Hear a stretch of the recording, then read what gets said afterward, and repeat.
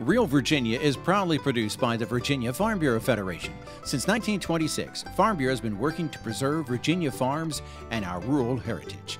Visit our website at vafb.com.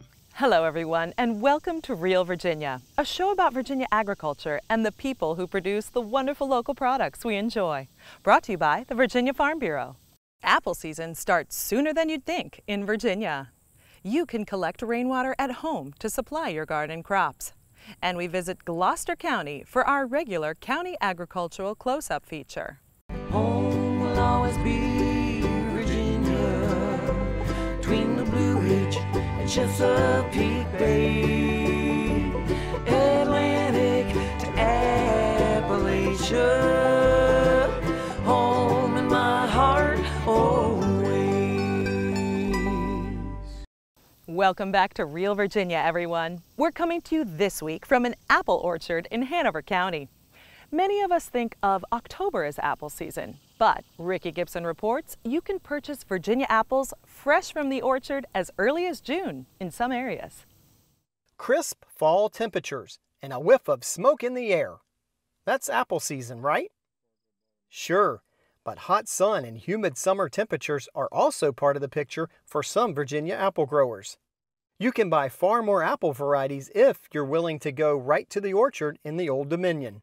We sell directly to the public, and when they come, they want a variety of, peaches, apples, and they'll have a taste for it all, and so it helps for them to serve, give them something they like to eat, fresh.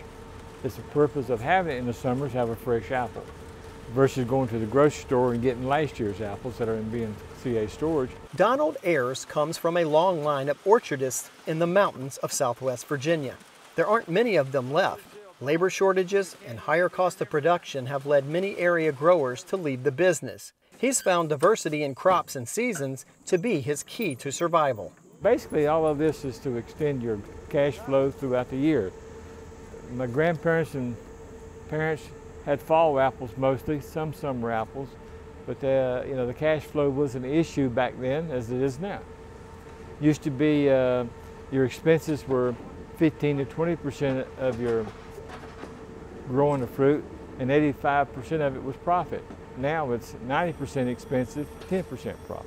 Nelson County is also in Virginia apple country. John Saunders sells most of his crop to grocery chains and has to time his harvest for the best quality fruit. This is actually an earlier Honeycrisp called Premier Honeycrisp, and this is actually the second picking. We've gone through one time and already picked it one time, picked the tops and the outsides. Now we're going back through and picking it a second time, waiting for those inside apples to color up, and we'll actually come through a third time. Apples have been a popular fruit with consumers for centuries because they store for longer periods of time than other fruit. Apple growers have been using cold storage warehouses for decades to extend the shelf life of their harvest even further. But even with cold storage, there are a lot of details to worry about. Well, it depends. It depends on the variety. Like if it's an apple like these galas that we're going to start picking next week, a gala does not bruise. A gala is super hard apple. Saunders says cold storage units work differently than refrigerators, so consumers should eat store-bought apples right away. We've got orders to pick galas on Tuesday. We'll ship them to be packed, and they'll be packed, and they could be in the grocery store within 2 days. One advantage both growers have with summer apples is greater variety. The first apple we pick is Ginger Gold, and we started picking those about 2 weeks ago. And we picked them, and the next one is the Honeycrisp. This is actually Premier Honeycrisp. We probably raised 25 varieties. Big varieties are galas, and then we still raise Red Delicious and Golden Delicious, but they're not as many anymore because people just don't like Red Delicious anymore. And then later in the season we'll have Granny Smith's, Fuji's, early Fuji's is our Fuji, and there's an early Fuji. That's the early Fuji's called September Wonder. Of course, we have the early McIntosh, the Summer Max, Summer Rambo. We grow a Wolf River, which is the Civil War people, the soldiers lived off the Wolf Rivers in the area. And of course, we have a few grafted trees of old varieties of different kinds. We call them Mollies, which is a good sweet apple. We have June apples called Lodi. That's the first thing, about the 20th of June. That's correct. They like them because they make applesauce out of them in June. And then Of course, then you get into the summer apples, July. They have a summer Rambos, Ginger Golds, early Macs. Whether they're raised for grocery store shopper or pick your own consumer, Virginia apple growers have geography on their side. Virginia is the 6th largest apple producing state in the nation, thanks to careful plantings and strong market opportunities. My father always said the 3 most important things about an orchard are the site, the site, and the site. And it really is. And the older I get, the more I realize it's true. The lower lands, right now we're standing at elevation about 1,100 feet. And the lower lands down at 700 feet, 500 feet, even 400 feet, there's more chance for frost in the springtime. Right here where we're standing is almost a frost-free site. We don't get frost. We don't have to worry about the blooms being killed. Saunders says the cost of fuel and inflation are affecting his operation, as well as offering new sales opportunities. While his costs are up, he's actually had buyers come back to him for fruit because shipping costs from larger apple areas have skyrocketed. Right now it's costing $15,000 for a tractor trailer to get from Washington State to New York City. So and put 1,000 bushels on a tractor trailer, that's $15 a bushel right there off the top. We export apples. Last year we exported apples to Puerto Rico. We've exported to Central America. We've exported to Russia. We can export. A lot of our apples go to Walmart or the Army. We sell a lot to the services. But wherever we can sell them, we sell them to other packers. We sell them to fruit stands. Wholesale growers like Saunders have to be more selective, selling only the best quality fresh fruit to grocery stores. The rest is sent off to be processed into apple juice or apple cider, especially hard cider. Growers like Ayers sell direct to the consumer, and this year has been good. Best year we ever had. Apples, peaches, everything have sold excellent. Nothing, no slowdown of anything. Once you get your customer base built up, word of mouth, of course, there's technology today, Facebook or whatever, the word spreads, okay? And so they come back. They come to get it fresh, and they'll get what they need for a couple of weeks, and they'll come back and get the next variety that's getting right. The number of Virginia apple growers has declined dramatically in the past 50 years, but growers like Ayers and Saunders have adapted to changing markets and found a way to make their orchards profitable. In Carroll County, Virginia, I'm Ricky Gibson reporting.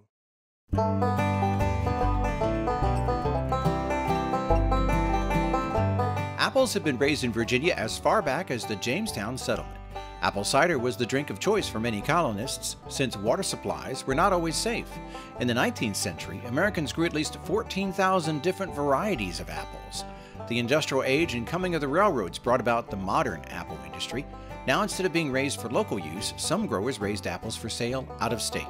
Virginia's apple processing industry is centered in Frederick County.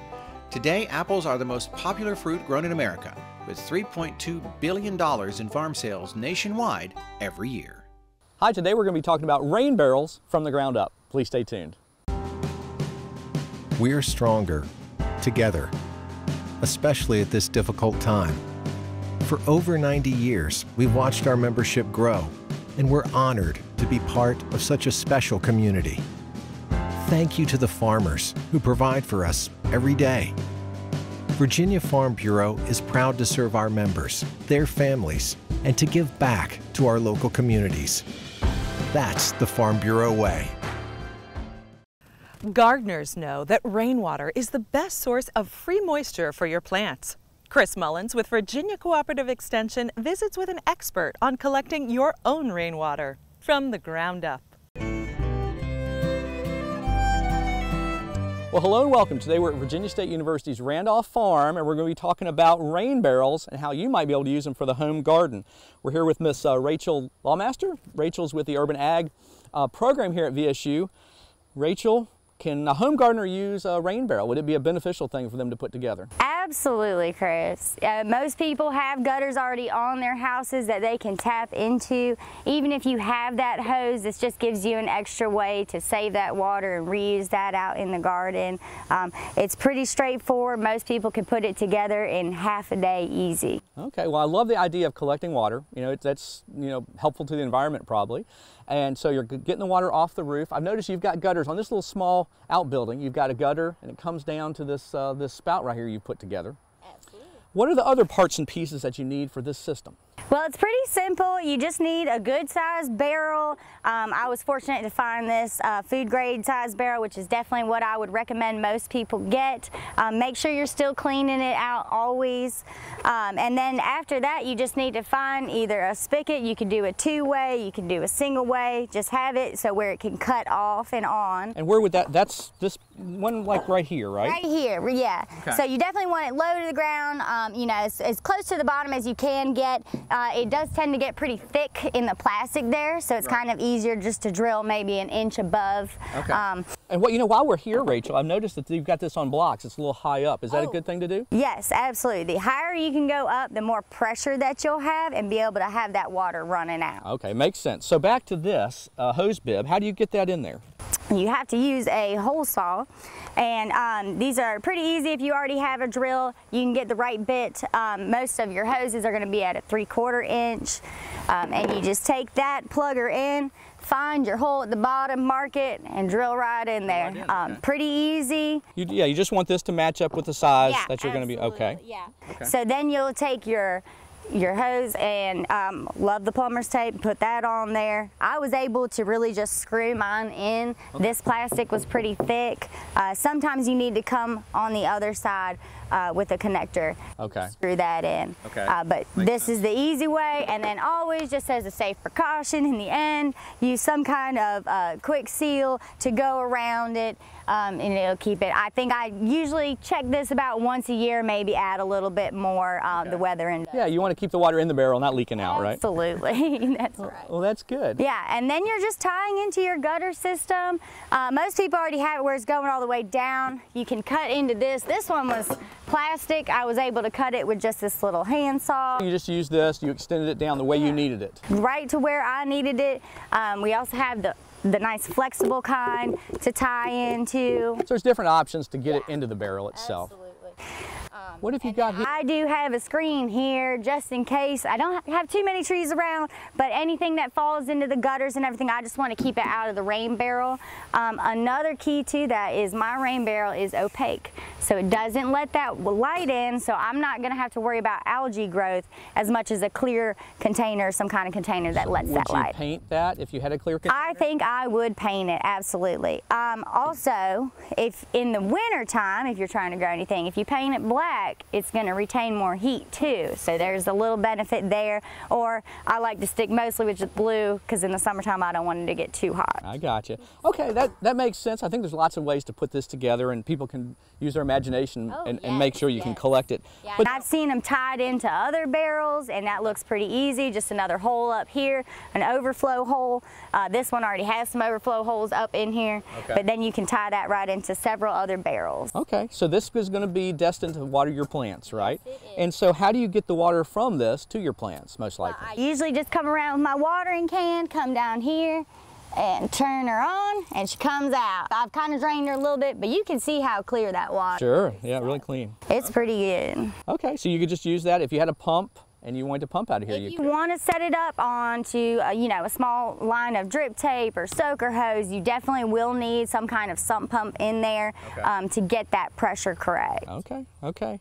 Well, this seems like it would be a great addition to a home garden. And, you know, if you're growing vegetables, you need water. There's always going to be drought times. Definitely. And this is one way to collect it and use that water. Yes, and it comes in handy a lot for our local community gardens that don't have any irrigation, but there's usually a neighbor that is willing to let you use their gutters. So. Okay.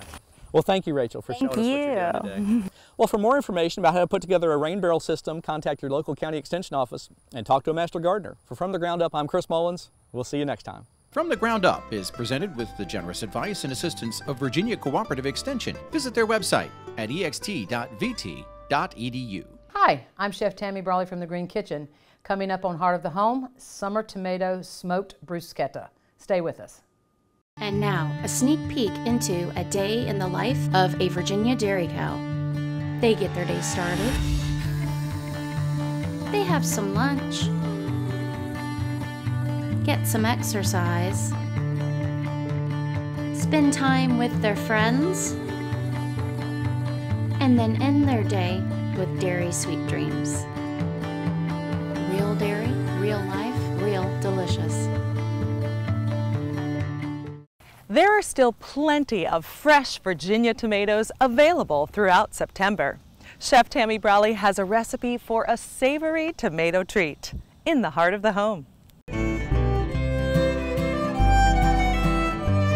Hi, I'm Chef Tammy Brawley from the Green Kitchen, and today I'm going to show you guys how to make a delicious smoked tomato bruschetta. We've got those delicious summer tomatoes coming in, and we want to do a great appetizer with it. We're going to do one of my favorite techniques to work with in the kitchen, and that is stovetop smoking. We have a special pan here. It is a deep pan, and it has a rack, and it has a drip tray. On the bottom of the pan, you want to place sawdust chips, not those big chips like you use on the outdoor grill. We want about a tablespoon or so, and we're going to put those in the middle of where your flame is. And then we're going to put our drip tray and our rack on top of those chips.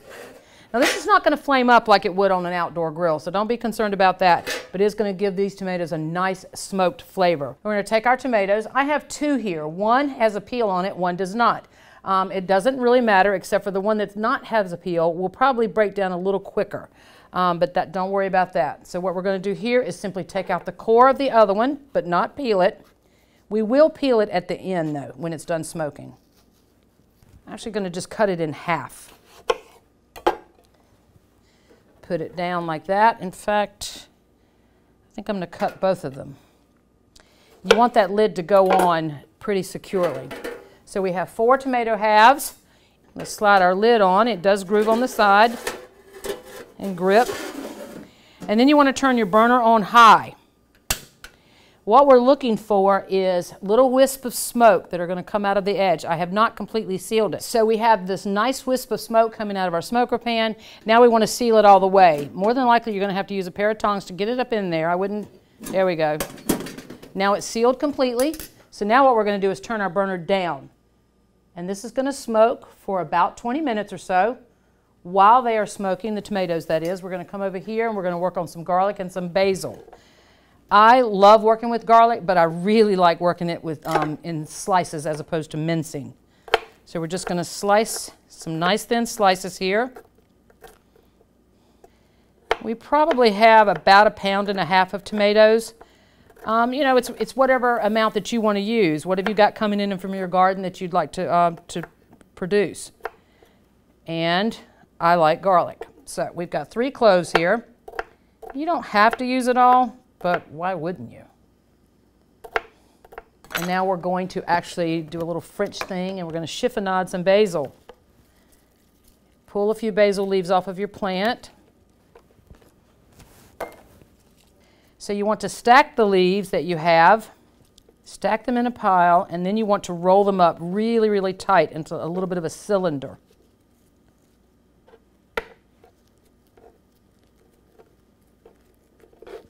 Come back with your knife, and it's always tip down, back down, out. All right, so it's tip down, back down, out. Never take your eyes off your fingers. So it's been about 20 to 30 minutes or so. Our tomatoes have been smoking. We're going to check on them. Take the lid off. Oh yeah. So while they're cooling, I'm actually going to put a saute pan on my burner here. Just a little bit of oil, long enough to just soften it. You don't want to burn the garlic. So I've done the nice slices that you saw there at the beginning. We're going to come back into the hot oil. You're looking for it to become a little translucent in nature almost. But if you walk away from it, it will burn. So you really don't want to do that. It's starting to get very fragrant, very fragrant. All right, I'm going to turn that off. The residual heat will continue to cook and soften it, but it's not going to burn. It's a good idea to use a cutting board with a trough around it because these are going to be very juicy when you start cutting them. And if you don't have a little tray to catch that juice with, you could have quite a mess there. All right, again, just a nice rough chop as we continue on. All right, we're going to move it into our mixing bowl here. I'm going to go ahead and add the basil just to get it out of the way. It's going to be added anyway. Move your cutting board over. You always want to turn your knife over and use the blunt side when you're scraping your board. It saves wear and tear on your blade, but it certainly saves wear and tear on the board itself.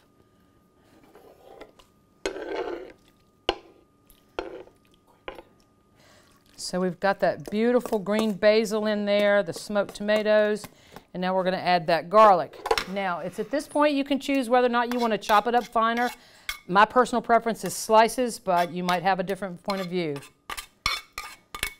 Scrape that garlic that you've sauteed into the bruschetta. And now we want a little bit of salt. And I do know that sometimes we can add a little chopped onion to this if you'd like that. Again, I would soften the onion with the garlic in our saute pan while the tomatoes are smoking. Oh gosh, this looks so good. I want to make sure it gets nice and stirred up. Taste it for seasoning. You may want to add some more salt. Tomatoes notoriously use a lot of salt, but I personally think that's perfect. We're going to put it into a serving bowl now. All right, what we're going to do is we're going to plate it on top of some bread slices.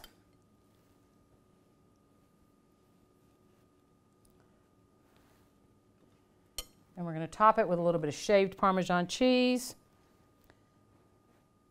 Beautiful little pieces there. I'm Chef Tammy Brawley from the Green Kitchen. Join us next time on Heart of the Home. Recipes from the Heart of the Home can be found on the Virginia Farm Bureau website at vafb.com/recipes, as well as on Chef Tammy Brawley's website at greenkitchenrichmond.com.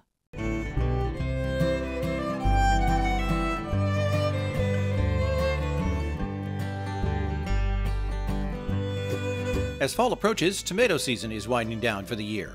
Tomatoes are a semi-tropical fruit that needs warm weather to thrive, but some Virginia growers have successfully used hoop houses or other covers to extend their growing seasons as far as the first freeze. After that, it's up to indoor greenhouse producers to supply consumers with fresh tomatoes during winter and early spring. There's a thriving competition among some amateur gardeners to push the summer season early and have fresh tomatoes by the 4th of July. But most gardeners and even professional growers don't see large tomato harvests until midsummer or later.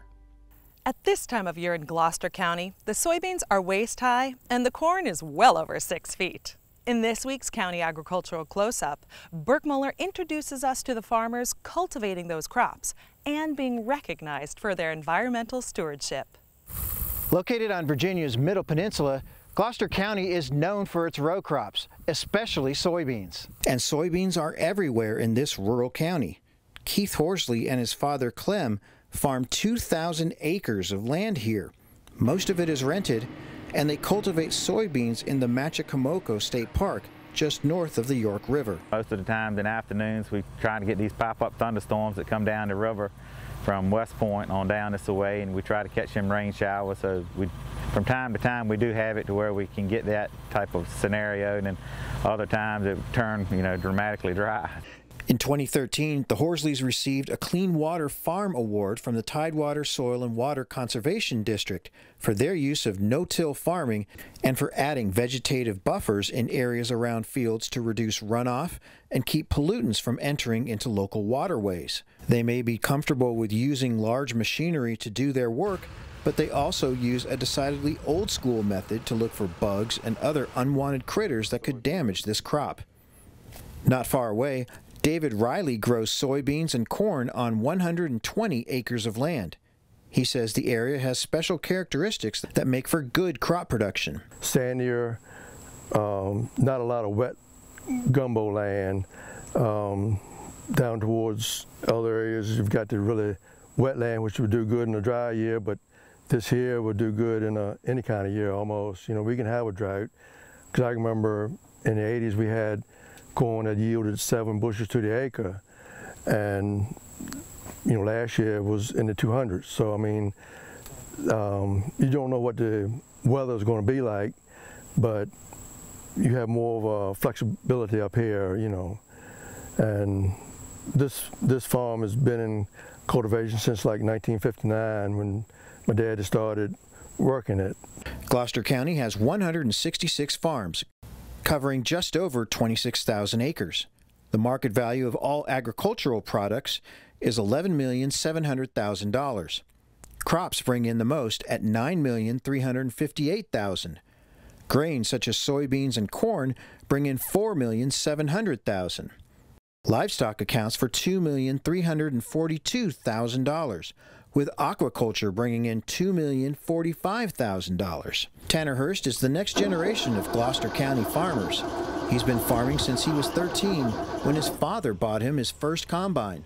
When he's not using his ditch mower to cut grass, he cuts soybeans, raises cattle, dabbles in forestry, and owns his own landscaping business.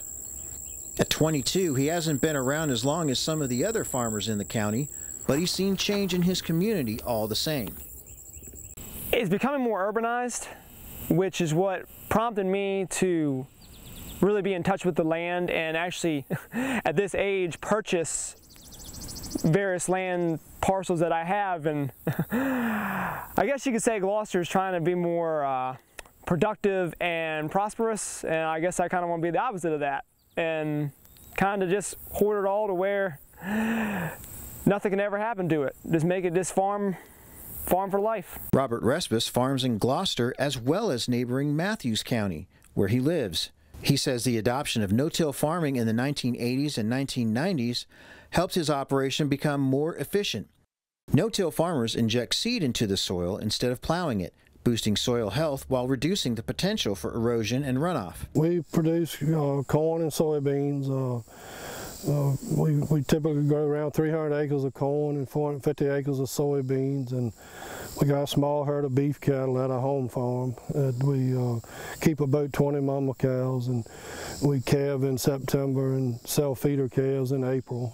You know, all of our corn and soybeans is commercial. You know, that's basically, we're not much on small grains because the type of ground we got, the small grain doesn't like his feet to get wet, and this ground here is very temperamental. You got to be sometimes patient with it, but you know, give it time and it'll dry up and warm up, and you know, if you get it in and get a good start, you pretty much got it whipped. Since Gloucester County is in Tidewater, Virginia, it's susceptible to heavy storms. In fact, farmers here depend on them to provide much needed moisture each summer. Respis says the area was hit hard by Hurricane Isabel in 2003 when flooding took much of the land out of production. But they've rebounded, and Gloucester County farmers are cultivating and caring for the land so it can keep producing for generations to come. In Gloucester County, I'm Burke Muller reporting. We're so glad you could join us this week to celebrate all the bounty Virginia has to offer. From the kitchen to your home and garden to our beautiful wide open spaces, we are proud to say that this is Real Virginia. For everyone from the Virginia Farm Bureau, thanks for watching. Make it a great week.